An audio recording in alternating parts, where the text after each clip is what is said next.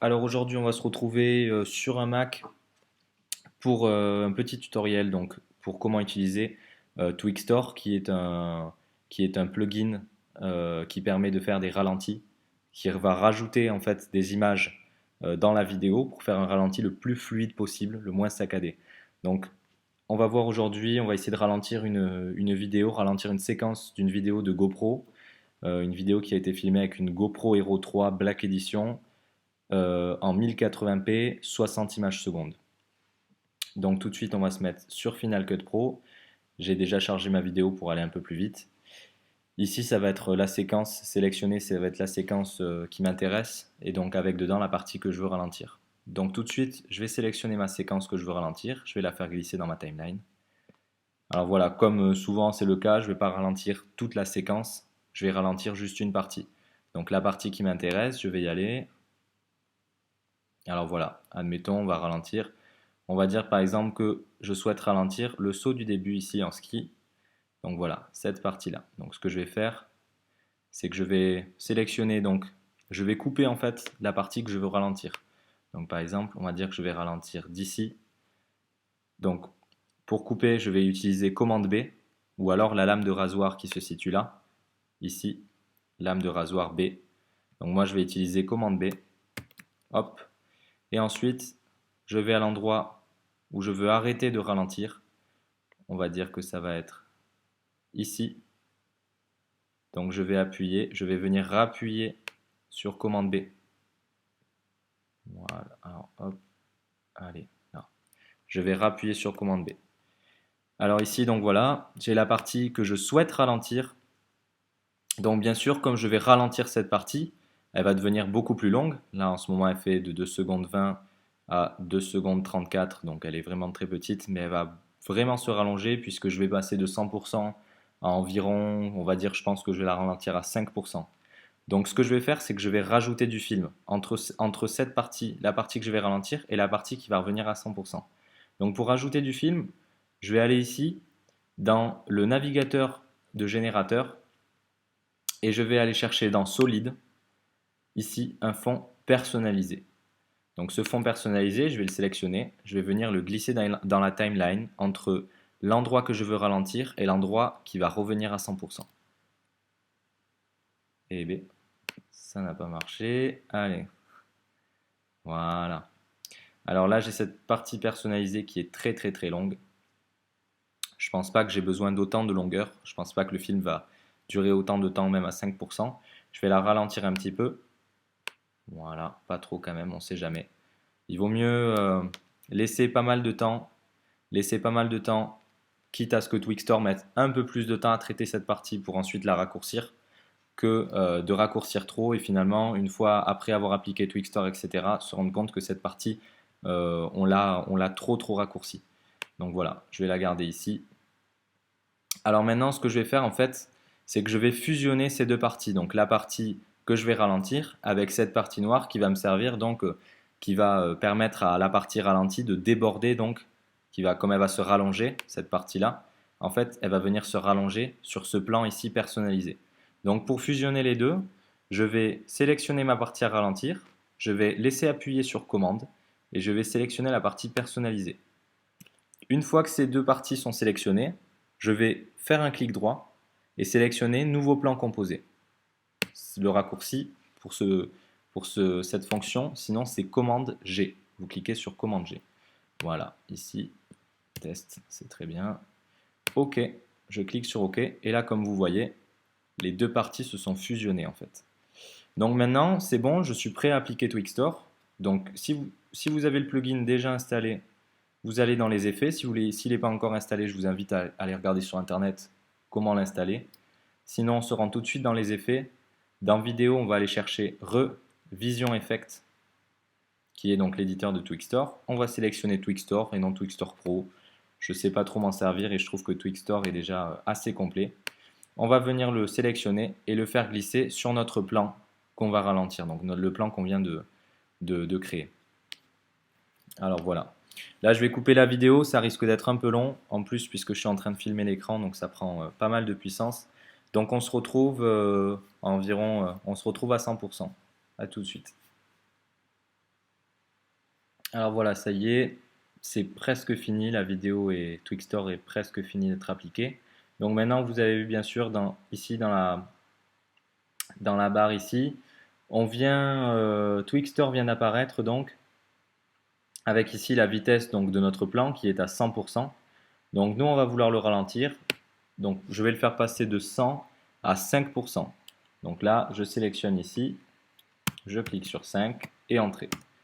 Alors là, ça va encore travailler, donc je vais encore couper la vidéo et puis on se retrouve à la fin pour, pour, le, pour couper la vidéo, donc pour ralentir, pour enlever pardon, ce qui est le surplus ici de mon plan. A tout de suite. Allez, ça y est, le ralenti est enfin terminé, donc là je peux regarder mon rendu. Alors je vous rappelle, ici on est en vitesse normale. Voilà, on va avancer doucement. Voilà, et là on arrive, attention sur le ralenti, voilà. Alors l'effet a bien marché, donc vous voyez, là comme je vous ai dit, donc le plan que je voulais ralentir, donc c'est ralenti et c'est rallongé sur la partie que j'ai rajoutée tout à l'heure. Voilà, et maintenant ce qu'il faut que je regarde, c'est jusqu'où la partie à ralentir s'est étendue. Donc voilà, comme je vous ai dit, ici il va rester donc une partie où il ne va plus avoir de film, puisque il y en avait assez. Voilà, à partir du moment où ça se ralentit, voilà, pardon, où ça se ralentit, où ça se noircit, c'est ici que je vais venir donc enlever cette partie-là qui ne me sert à rien. Donc ce qu'il faut que je regarde, c'est à peu près jusqu'où ça s'arrête de bouger. Voilà, vous voyez, à partir de là, hop, ici, je peux considérer que ça s'arrête de bouger. Donc ce que je vais faire, moi c'est vrai que je le fais très très sommairement, très très rapidement, mais ça marche très bien. Jusqu'ici, je vais avec mon pointeur, je vais venir jusqu'à la partie où il faut que j'arrête. Dès que ça commence à noircir et que la vidéo ne bouge plus, moi pour moi ici c'est à 7 secondes. Je vais donc venir, je mets mon pointeur ici pour me donner un repère. Et ici, je vais venir, donc quand je vois ici donc ce genre de trait avec les deux petites flèches, donc ça va être ce sigle, ça va servir donc à venir réduire cette partie-là. Donc ce que je vais faire, c'est que je vais me placer ici. Dès que je vois le sigle, je laisse appuyer sur le pointeur et je vais venir ralentir donc jusqu'à mon repère que je me suis laissé tout à l'heure.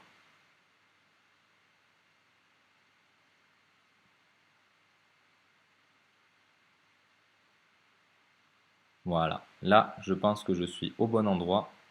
Comme vous le voyez, ça commence à noircir. Donc je viens me remettre ici. Voilà, au niveau du pointeur. Donc là c'est bon. Comme vous l'avez vu ici, quand j'ai appuyé, les deux images en haut, elles correspondent bien. J'ai les deux images identiques, ça veut dire que la vidéo elle a bien été coupée. On a bien resynchronisé, disons, la fin de la vidéo avec notre ralenti. Donc maintenant, Final Cut Pro va appliquer ce qu'on vient de faire, cette réduction du plan. Donc on va le laisser tourner. Je vais encore couper la vidéo une fois. Ça y est, Final Cut Pro vient de finir de travailler. Donc moi j'ai terminé pour ma vidéo, pour la post-production sur cette vidéo. Donc je vais vouloir l'enregistrer. Ce que je vais faire pour l'enregistrer, une fois que c'est terminé, je vais dans Édition. Je suppose que j'apprends rien à personne. Partager, fichier master. Au niveau de la qualité vidéo, ce que j'ai mis dans les réglages, je l'ai sélectionné, j'ai réglé en H264.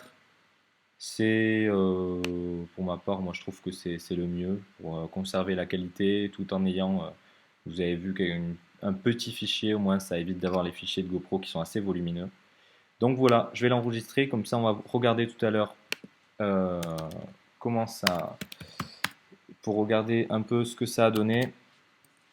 Voilà, bureau, c'est parti. Pendant l'enregistrement, si je peux vous donner quelques conseils pour vos effets ralentis. Alors bien sûr, les effets ralentis, il faut oublier en caméra embarquée, parce que là, ça bouge trop, et le plugin Twixtor n'est pas capable de reproduire tout ce qui bouge autour de vous. En fait, si vous avez remarqué, il y a certaines fois, quand on ralentit, il y a comme un objet qui bouge, ça bouge un peu, il ne suit pas vraiment de façon nette le ralenti. Il est très très très flou. Ça, ça on n'y peut rien. C'est quand il y a trop d'objets qui bougent dans la vidéo, ça n'arrive pas à reproduire vraiment parfaitement le ralenti. Donc en fait, vraiment, le mieux, c'est que la personne qui va filmer, on va filmer de l'extérieur la scène qu'on veut ralentir. Et la personne qui filme la scène qui est la scène à ralentir, donc il doit filmer donc la personne, par exemple, moi j'étais ici. Euh, il faut qu'il y ait le moins de choses qui bougent autour, finalement. Donc le caméraman a lui de pas trop bouger, d'essayer de pas trop de faire de gestes brusques, et que la personne qui qui fait son action, qui est filmée, soit à distance normale, on va dire, de la caméra, pas trop près, pas trop loin, pour bien sûr qu'on voit bien ce qu'il est en train de faire. Voilà, ça y est, on peut regarder le ralenti. J'espère qu'il va bien donner.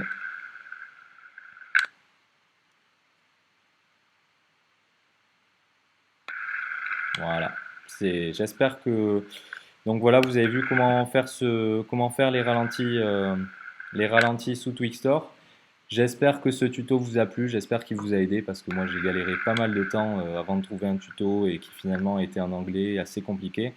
J'espère avoir fait quelque chose de facile et de compréhensible. Je vous remercie d'avoir suivi ce tuto et j'espère que vous allez vous régaler en faisant vos ralentis.